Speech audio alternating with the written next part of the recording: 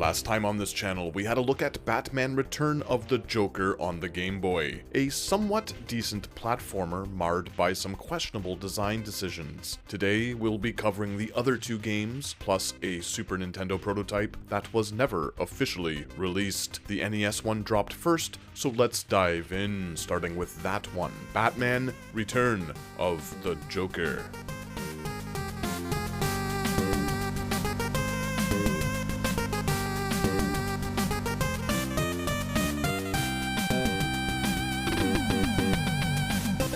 Just look at that big tight bat sprite. Batman Return of the Joker became available on the 8-bit Nintendo hardware 30 years ago at the time of this video. It landed everywhere on December 20th, 1991. I had just gotten my dim-witted little mitts on an SNES at the time, so I was pretty invested in the wave of the future, but my love for its predecessor never waned. I was also a pretty big Batman fanatic, and this game was giving some of those early 16-bit titles a run for their money. Graphically, this is impressive all over. Detailed characters with smooth animations, colorful stages, large sprites all around, and some truly mind-blowing background effects. Damn, this is an exceptionally well-designed game from a visual standpoint, with nary a slowdown hiccup to be found. It's one of the sexiest looking things on the hardware, and Sunsoft deserve a heap of credit for creating it. Return of the Joker was standing on the shoulders of giants. Batman the movie was a pixelized masterpiece with an impressive, stylized aesthetic. They could have created a game in that same mold and been done with it, but instead they took on a more hand-drawn approach, based more on the comic books released of the era than the Tim Burton film. I'm always down for a blue-suited Batman, and the way he moves here is just so slick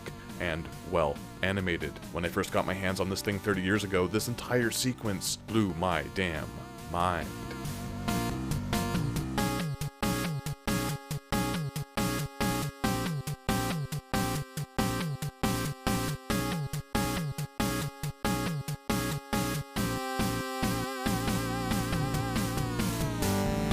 Accompanying these gorgeous visuals, we have a soundtrack composed by Naoki Kodaka and Nobuyuki Hara. That signature Sunsoft bass is everywhere here, and those snappy drum approximations have never sounded better. It doesn't take long for this music to lure you in. The game kicks things off with a groovy MJ-style swagger. It's easily one of the best pieces of the 8-bit generation, with a bottom end so filthy that it needs a wipe, and a warm, melodic section that might have you reaching for your diapers. Disgusting analogies, superb music.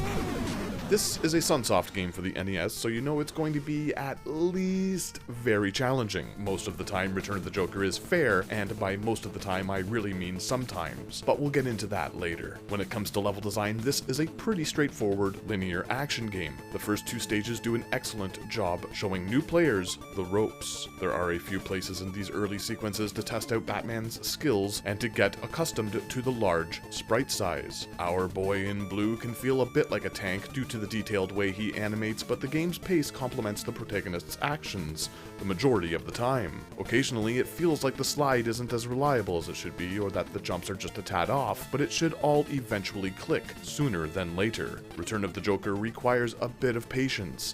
Each jump needs to be deliberate. There are sequences where you'll get to open it up and move around like a lunatic, but for the most part, you're going to want to take your time. Scrolling the screen too quickly is a bad idea because enemies are everywhere, and traps are cleverly placed to catch you off guard. Slow and steady will help you conquer these stages. That is, when the game is playing fair.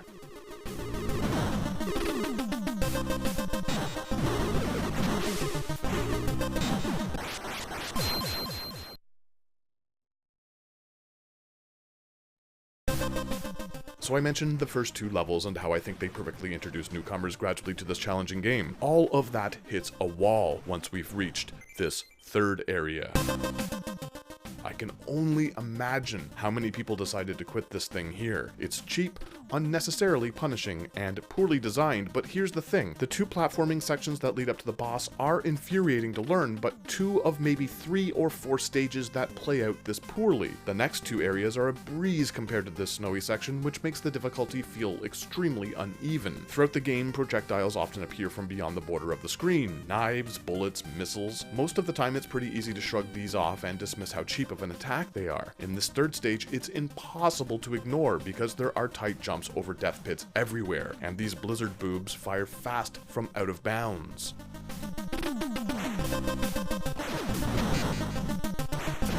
The fireworks that drop are just the worst. There's absolutely no time to react to these things, so they are beginner's traps. Once you've learned the level and memorized the layout, the sequence is a breeze, but it will take new players a few attempts. The caverns that immediately follow are pretty unforgiving as well due to the knockback your guy takes when a baddie makes contact, but I personally consider this a cakewalk compared to what came before. If you're making progress but getting frustrated, take your time and scroll the screen slowly. The game gets back on track after this 3rd stage. Graphically, everything looks beautiful here, so it's a real shame that they didn't tweak these areas before dumping it on the public. A challenge is fine, but being blown up by shit you can't react to is not good for bat business, baby.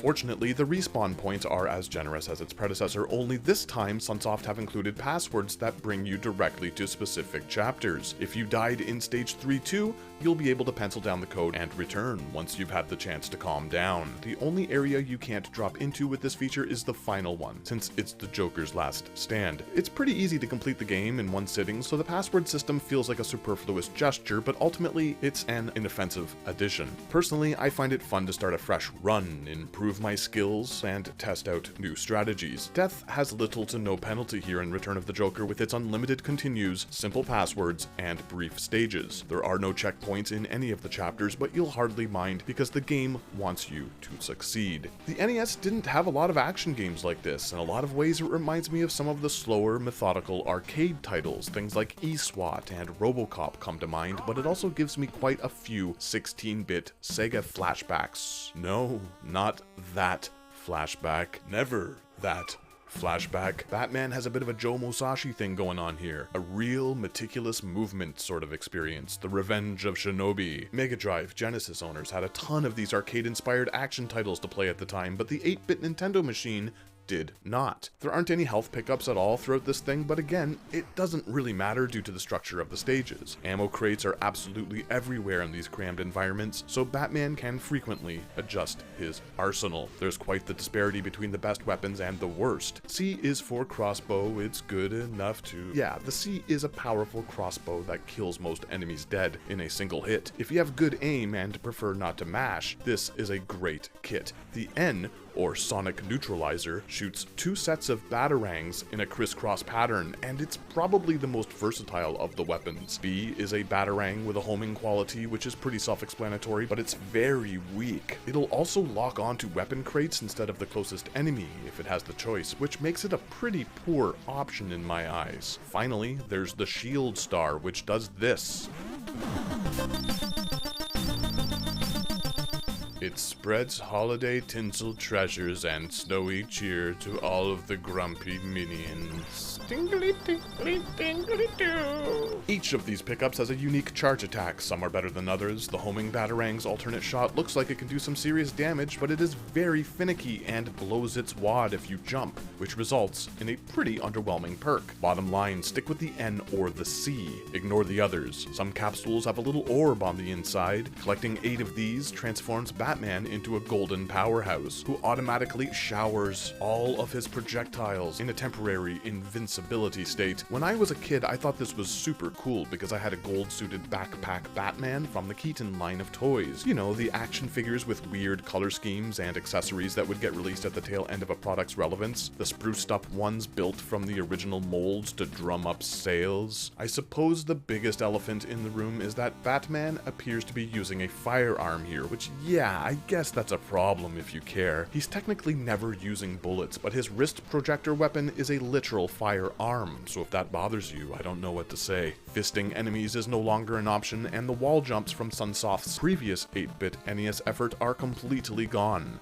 There's a new slide move that works well as an evasive maneuver. Enemies and obstacles are often right on top of Batman due to how packed each screen is, so a perfectly timed slide can be a great defensive strategy as well as a snappy way to attack an adversary. Unfortunately, there's not a whole lot our Blue Beast can do when a baddie is extremely close, but you're temporarily invincible when sliding, so you can at least escape.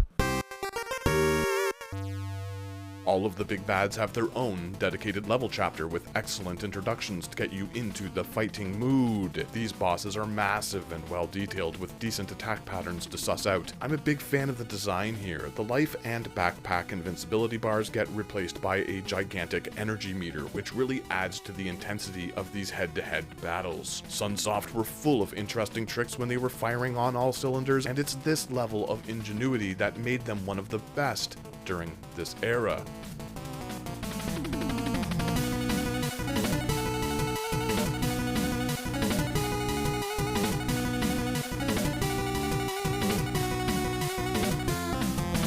Return of the Joker is a pretty short game, but it's inspired.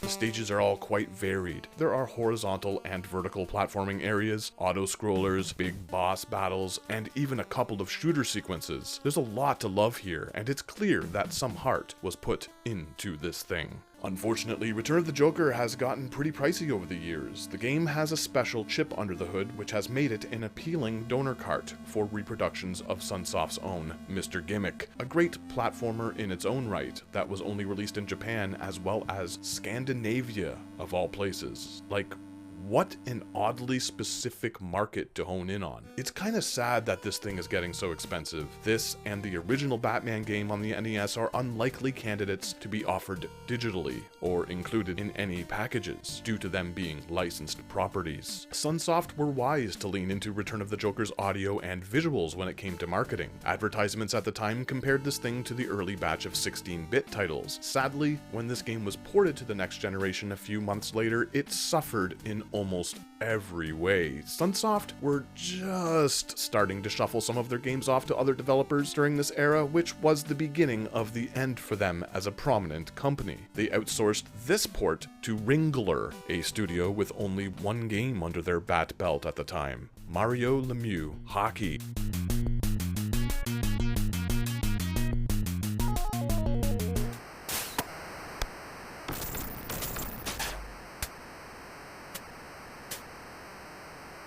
Return of the Joker was changed to Revenge of the Joker, which seems like an odd, arbitrary decision to make. Was Return too close to the title of Burton's cinematic sequel released that same year? It's an interesting theory, but the Game Boy retained the moniker for its entry.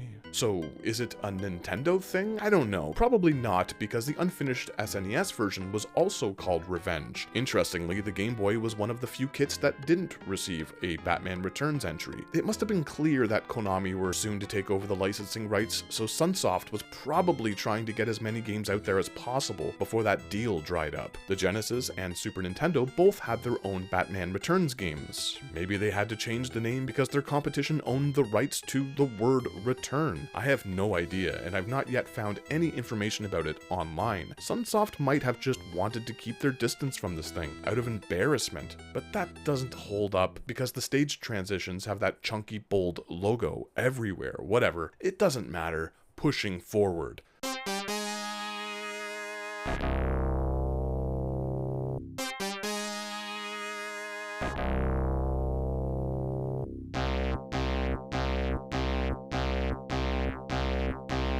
The inexperience of this development team is immediately noticeable. It's clear that this was a rush job. The NES game didn't have a lot of cutscenes, but it had a nicely drawn intro, and the basic interstitial bits between stages were fine, despite how static and inconsistent they were. The Genesis alternative looks embarrassing. There's really no point skirting around it. Ringler were a newly formed company with a lot of pressure on them to pump something out quick, so it's not really fair to blame them. They probably did what they could with their limited time and resources. Again, this is all speculation, but it tracks. Revenge of the Joker is nearly identical to its NES counterpart. The stages are all laid out similarly, and the weapons are all here. Batman now has an input dedicated to the slide maneuver thanks to the additional button on the Sega controller. Pushing C on the ground performs an awkward little back kick, and the Caped Crusader can now boot things in the air. These new close quarters combat techniques could have been something great. In the NES original, it was often difficult to get some distance from an enemy. The slide worked well sometimes, but it wasn't always a viable option due to the level design. Batman didn't always have 3/4 of the screen at his disposal to use as a runway. Traps, death pits, they're everywhere. Simply put, the kicks barely register unless you're right in a baddie's grill, and the inputs are unresponsive at times. The slide's impact has even been diminished with a shorter spread and less of an invincibility period. I could perhaps forgive the hitboxes and clunky controls if the animations were good, but they aren't. Revenge of the Joker is a sloppy mess. Sure, it can handle more than one enemy on screen at a time, but who cares when all of the characters look like they were drawn by a dim-witted 3-year-old?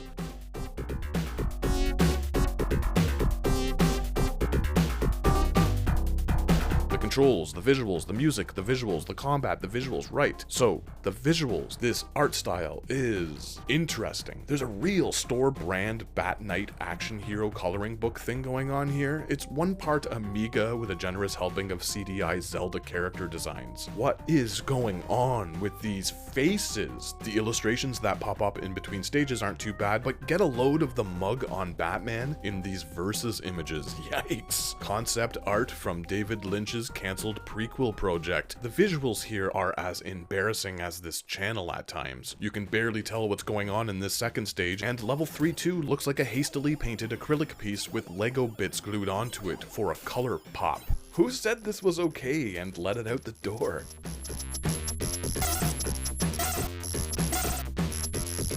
When it comes to the soundtrack, they stuck with the compositions from the NES original, but reworked all of the tunes for the new hardware. I mean, of course they did, they had to, but why didn't they at least try to customize the sounds to complement the 16-bit Sega's idiosyncrasies? An up-and-coming Tommy Tallarico did the work here, and it's good enough to get the job done and put the game on shelves, but the instruments all sound flat. Those punchy bass parts have been replaced with low ends that would better represent a playful flogging with a pool noodle. When it's not muffling you to sleep, it's shredding your ear canals with shrill harmonies and gassy sound effects. Sunsoft seemed to have a real problem with the Mega Drive Genesis. It's almost like they went out of their way to hire developers who didn't understand the system's sounds. Either that, or they would send the composers project notes to ensure that they were creating the worst audio of all time always. I'm not dumping on Tallarico. The man did some great stuff for Sega machines for years after this, but Sunsoft really didn't have a good record on the console. Take Blaster Master 2 as an example.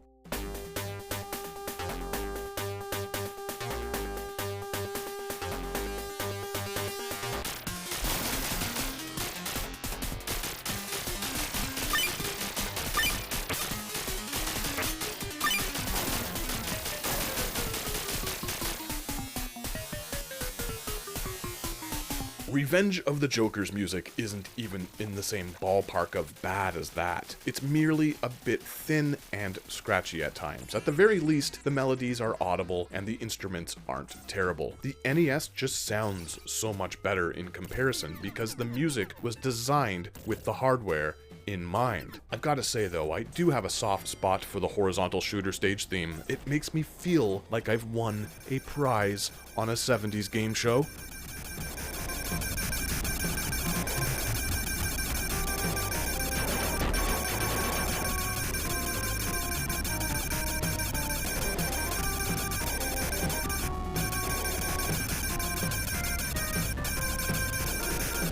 In the Nintendo version, shooting the weapon pods felt a bit sticky. Cycling through the letters could be a pain. This Genesis alternative fixed that. It's easy to change the upgrade symbols with shots from the wrist blaster, and busting crates to expose these pods couldn't be easier with the help of the Bat Kick. It's more powerful than a gun in most instances, and these power-up housing boxes don't move around like those pesky enemies, so you're guaranteed to make contact with them every time. Oh, what did you do, Batman? Why are you in that alley? Batman now does this if you leave him idle for more than 1 nanosecond. Good job. It doesn't look great and will mess with your day if you want to say, I don't know, do anything immediately while he's doing this. You'll first need to snap him out of his Bela Lugosi fantasy before you want him to move, which doesn't sound like a big deal, but it delays your input and could result in death. Speaking of death, there have been a few senseless tweaks made to this thing. The gargoyles in the first stage are a messy bit of programming. There's a sweet spot you'll need to find to take them out, and they inflict so much damage with their Raiden Ray. The first Joker encounter is also a bit of a problem. In the NES version, he's a bullet sponge, but his patterns are easy to dodge and relatively predictable. If you can reach him with a power-up, the fight is a cakewalk, but the tank sequence that precedes him doesn't offer any weapon pods. This is a problem all on its own, but it's a workable sequence of events that shouldn't leave you too flustered. Revenge of the Joker on the Sega hardware cranks everything up to 11 for this duel. There still aren't any power-ups leading up to it, and the clown Prince of Crime is going bananas here in his little Wily pod. Look at them side by side. Now check out this final stage. They're both extremely unforgiving, but I don't have much to say about them. I just wanted to exhibit things side by side here in a bit of a montage.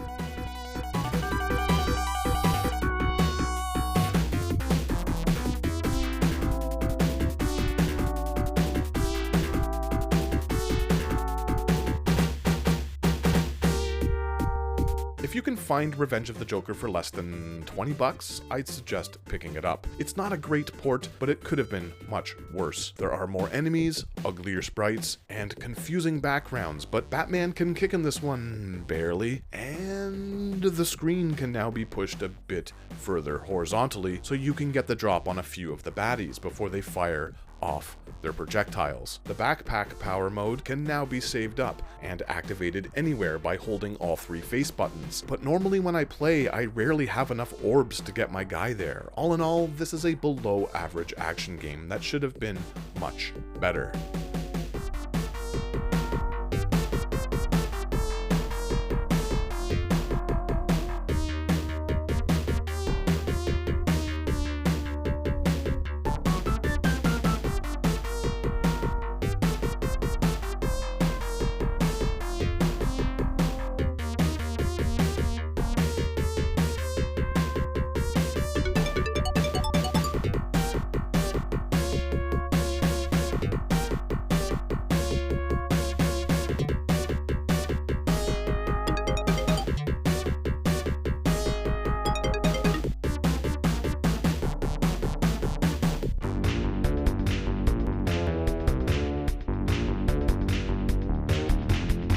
ICOM Simulations, who started out as a home computer game developer, were working on a Revenge of Joker port for the Super Nintendo. This team created quite a few projects with Mindscape and NEC Technologies, before Sunsoft tasked them to work on some of those terrible 16-bit Looney Tunes titles that plagued the early 90s. As a fan of the Warner Brothers cartoon, I bought Death Valley Rally. I purchased this game at full price when I was a kid because I liked the way everything looked. I'm the authority when it comes to this Roadrunner abomination. It's not like I could go out and get a new game immediately at the time. They were expensive, and I was a kid, so I forced myself to play this thing. I would plug away at it like a tortured soul, knowing that I inflicted this pain. Months of Death Valley Rally, but it didn't end there. The following year, I saw Daffy Duck, the Marvin Martians, available at the rental shop. Daffy Duck is my favorite, my mind thought. Fool me once, fool me twice. Sunsoft, what happened to you? These games are terrible. On the plus side, Batman isn't horrible. It's not good, but it's playable. Now, this is an unfinished prototype for the Super Nintendo, so we can't really compare the entire package to the other 2 variants. David Whittaker reproduced the NES music this time around, and it's about on par with the soundtrack for the Genesis. This guy was a prolific composer throughout the later half of the 80s and early 90s who predominantly worked on home computer titles. His Amiga pieces are some of the best out there, and by this time in his career, it was clear that he had talent. So it's unfortunate that he wasn't given the opportunity to write his own stuff here. Instead, it just sounds like he was tasked with mirroring Kodaka's themes into sample-based Super Nintendo music. What a wasted opportunity.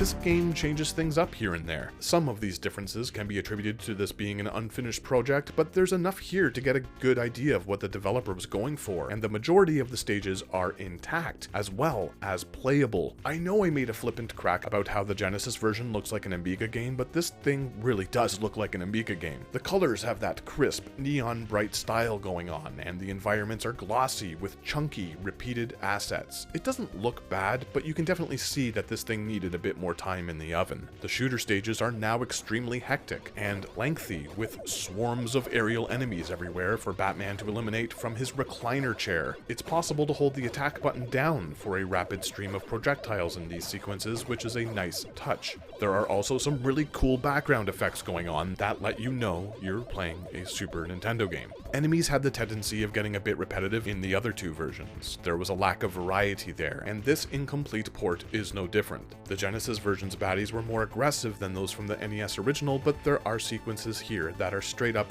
chaotic. Take Stage 1-2 here. It's entirely possible that they had yet to iron out the insanity going on with this airship, but if this was the plan, yowzas!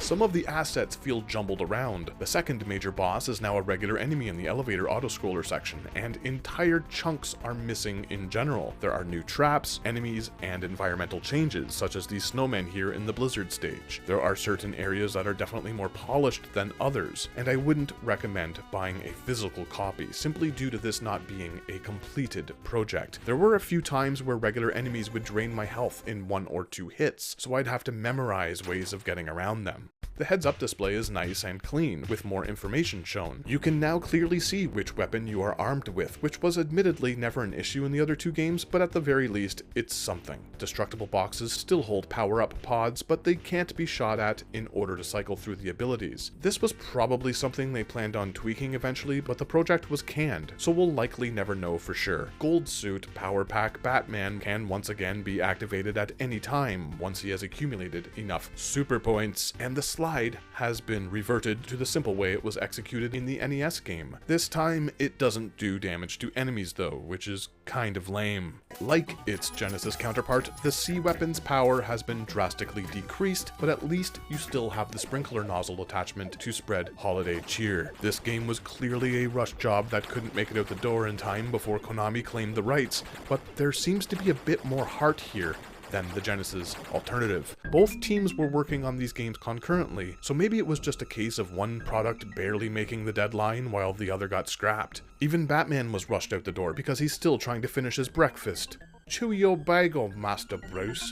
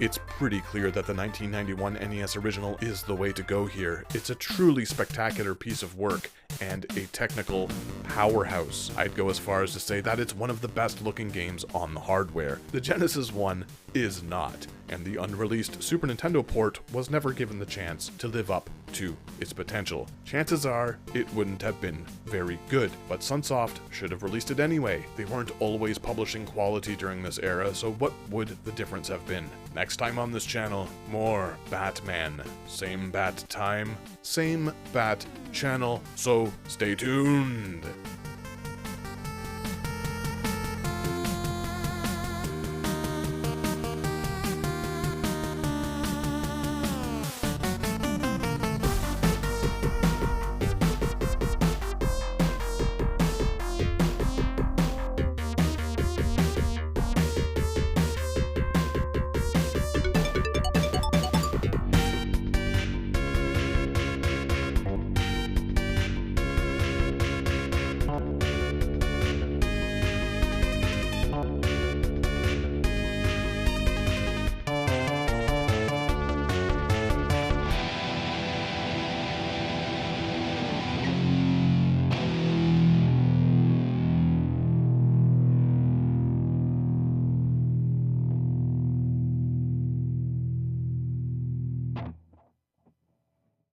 Attention, attention, family thinks high toy prices are joke. Holy one-liner, Batman!